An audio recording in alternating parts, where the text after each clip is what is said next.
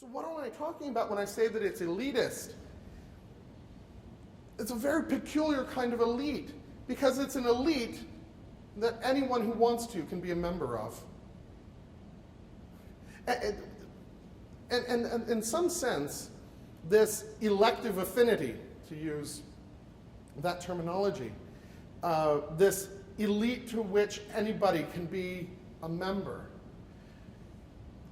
that's true, I think, in some sense, of any organization, any structure that takes itself and what it does seriously.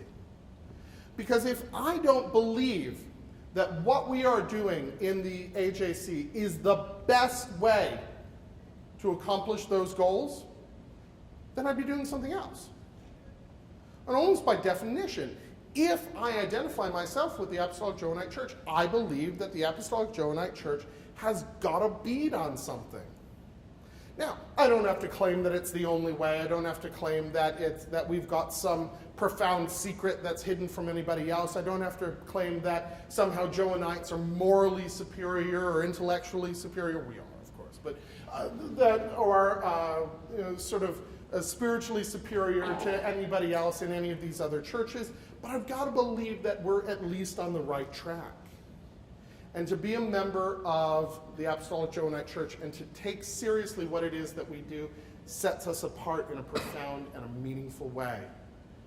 But that door remains open always. It's never exclusionary. It never says, no, you can't be part of our elite. It says, yeah, we're an elite, and we want you to be elite too. And the ultimate goal is for everybody to be elite, which sounds a lot like democracy then at that point, doesn't it? But there is nonetheless a sense that the elite is composed of those who are willing to do a certain kind of work. His Eminence has talked about the fact that I frequently talk about the difference between the sacred flame and a divine spark. Divine sparks are wonderful. Everybody's got the divine spark, okay. But you've got to take that spark and you blow on it and you put a little bit of tinder on it. And you fan that and it glows into a flame. And that flame then reaches out. Because at the end of the day, if I've got a spark here, nobody can see it. It's just inside me. But if I've got a flame, then you can see it from a mile off. And so the idea is that the elite is formed, that we are separated off by our willingness to do a certain kind of very difficult work on ourselves. We also have, and take very seriously, an orientation toward the symbolic tradition. And one of the reasons that you can look at our liturgy, and if you're a Roman Catholic, or if you're Orthodox, or if you're coming from, say, the Anglican Protestant tradition, you say, that sounds familiar. We've seen that before. And why, strangely, the vestments look like Roman vestments, or Orthodox vestments, or Anglican vestments. And why the cross looks like a cross. And why there are all of these symbols that are exactly the same as the symbols that are used in the mainline churches. It's not that we're doing the same thing that we're doing. It's that we take that symbolism so seriously and so deeply that we give it its richest and most profound understanding that we can. And oftentimes, what we understand that symbol to mean is going to be different from what another organization takes that symbol to mean. But the symbol takes on greater richness in that multivocity. It doesn't lose anything. There is also the resistance to doctrine and dogma in favor of shared stories, shared narratives, shared mythologies. I love the word mythology. I love the word myth. Mythos in Greek simply means a story, a fable, fabula in Latin. And I love when I hear somebody say, oh, that's just a myth. Just a myth? Myths are what structure our existence. Myths are what creates a world for us. These stories are what make us who we are. They say, oh, that's just a myth. That's like talking about the human body and saying, oh, well, it's just your heart. It is central to what we do because the myth is a story told and a reality lived. The myth is what builds a community and what structures the experience of an individual. And within the mythological and symbolic narrative of the Apostolic Johannite Church, there is an expression, there is given expression, an impulse that reaches out into the world in a profound way. And we take our engagement with the world very, very seriously.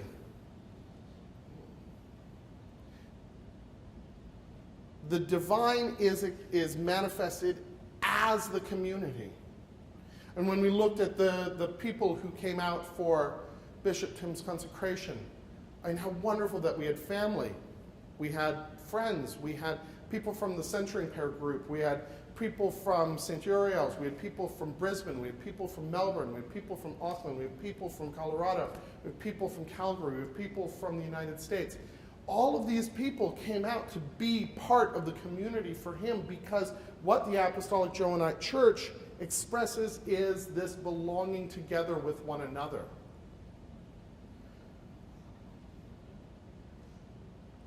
But that doesn't mean that we don't emphasize the virtual, the spiritual. Because what forms that community right here, right now, in the world, real live human beings, is our orientation toward the divine, our orientation towards something greater. And I admit it, a sense that we are not at home in that world. That there is a disconnect between our experience of the world and the day-to-dayness that we often find ourselves mired in. Heidegger, again, talks about the difference between Sprache, language, and all of its richness and all of its possibilities, and Rede, which is talking. And he says, surely there ranges about the world an incessant talking, writing, and broadcasting of spoken words. That human beings believe that, I'm paraphrasing Heidegger here now, that they are the masters of language, but ultimately it remains that language is the master of us. That when we structure our experience through this language in a profound way, then we orient ourselves to something beyond simply the everyday. There is always, I think, a warning in our liturgies, in our practices, not to get mired in the everydayness, to not get mired in the world, to not let the material things rule us. The liturgy tells us that material things are to be used and people are to be cherished, and that immorality is made manifest when people are used and material things cherished.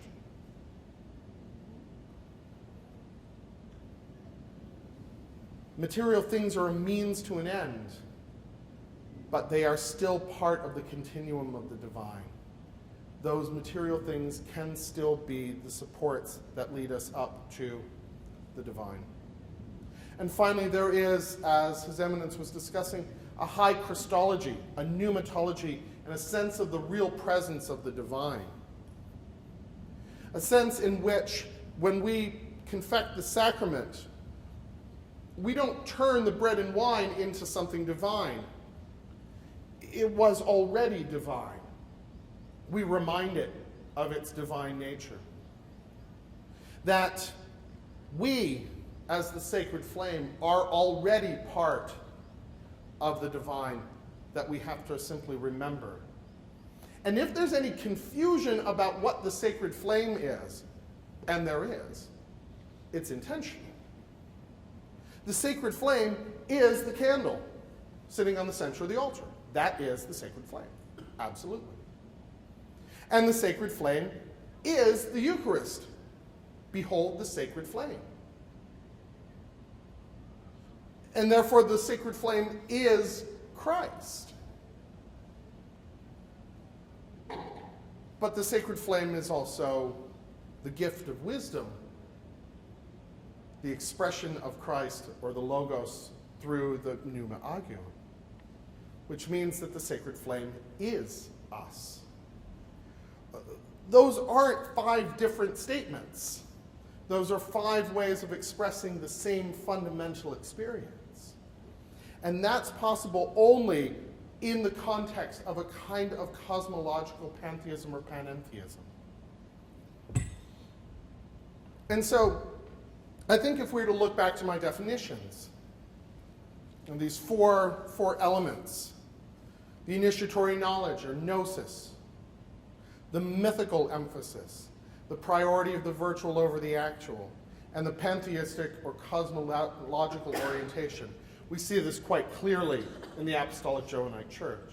And so I have no problem saying that the Apostolic Johannite Church is, at its core, a Gnostic church.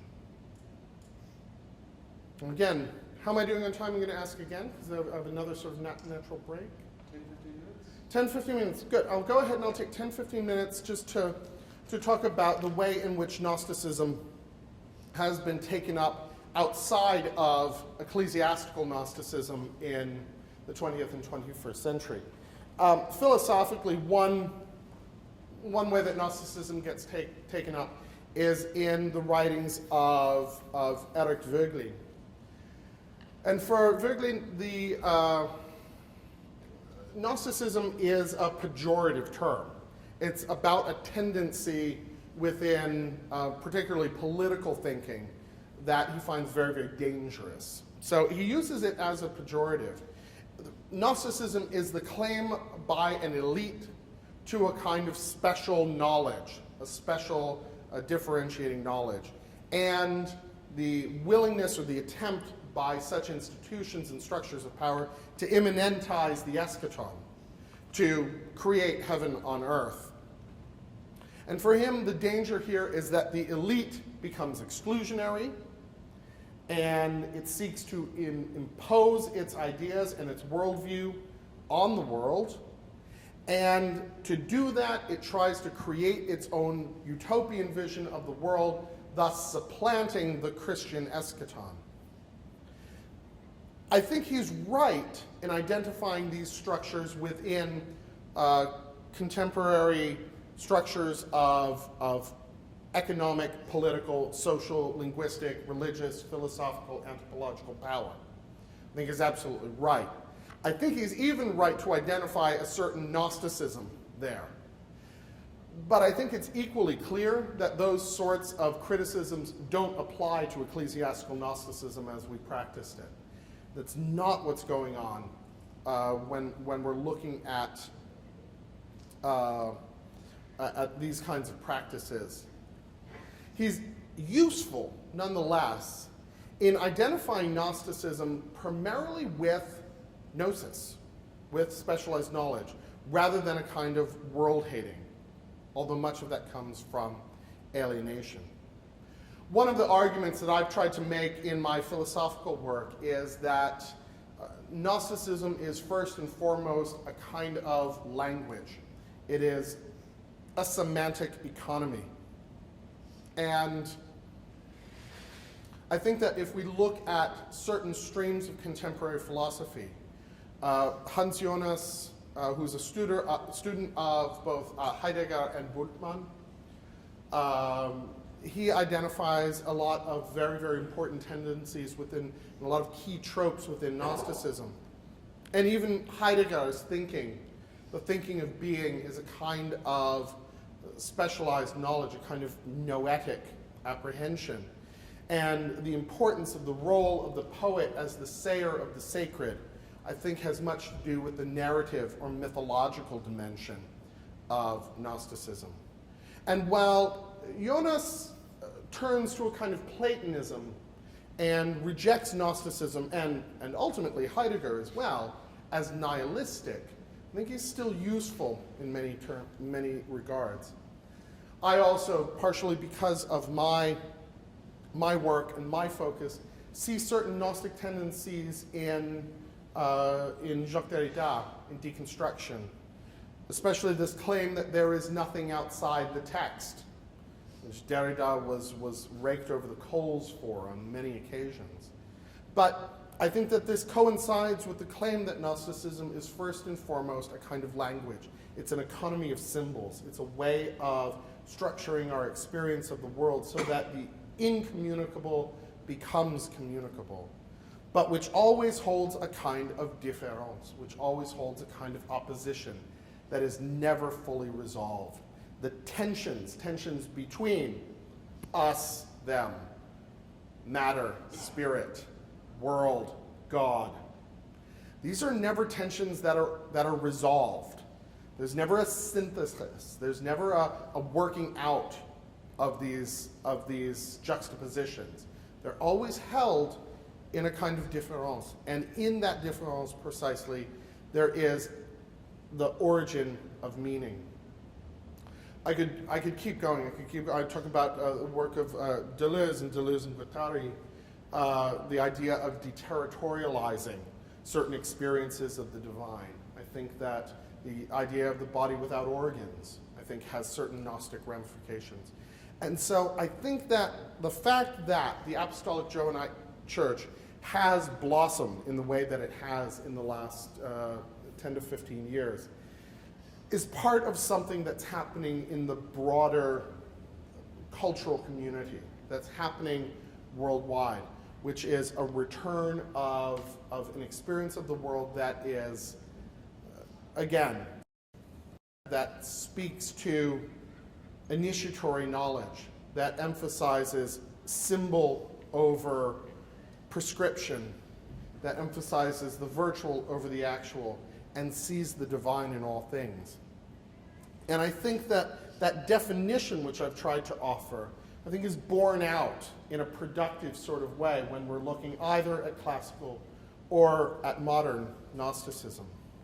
And so I would claim that this is a way of thinking about ourselves and our practices as having a certain kind of continuity with the classical, the ancient Gnostics, while never trying to simply recover what they have done, but instead to respond to the impulse and the impetus that drove them to express their world in the unique, giving, generous, and profound way.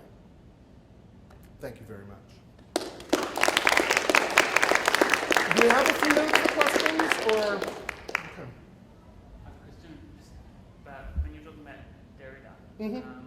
You say that you can find an affinity between what you said about the text and Gnosticism. Mm-hmm. The way I see it is that because he's viewing the text as a kind of vessel for the sacred flame, if you like, or? I think that if I were to claim that Professor Derrida would be spinning in his grave fast enough to generate electricity, but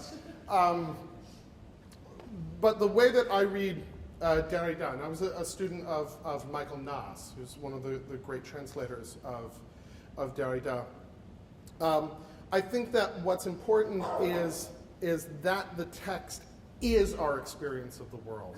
That we can't just say, oh, there's a text here, and then maybe it has this sort of tenuous connection to the way that I live my life.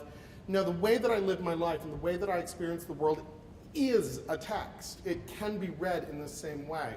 And that in turn invites us to deconstruct even our scriptural texts.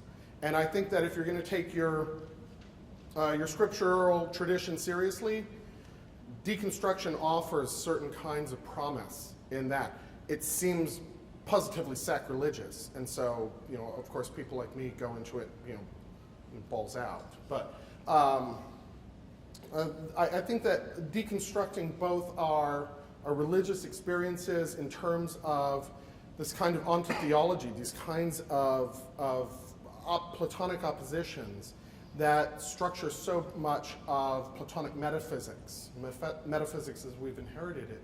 I think that undermining those, deconstructing those kinds of distinctions is precisely the kind of work that a Gnostic of a particular philosophical bent undertakes. Yeah?